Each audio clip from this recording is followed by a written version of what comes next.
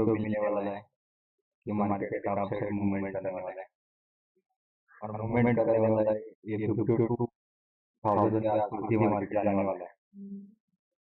52,000 fix है market Monday में, क्योंकि बीच में विपरीत कर चुकी है। अभी हमें देखना है कि हमारा ये जो लेवल सपोर्ट है, सपोर्ट रेजिस्टेंस हमें दिखाई दे रहे हैं 51,600 और 51,800 है, मंडे के दिन हमें दिखने वाला है। और जो रेजिस्टेंस है वो ये है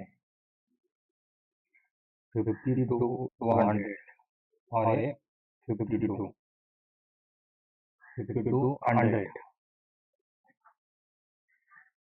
बस आपका सबका स्वागत,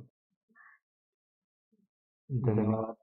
आपको अगर मेरा ये प्रेडिक्शन अच्छा लगा होगा तो लाइक करिए, सब्सक्राइब करिए और कमेंट करिए। धन्यवाद।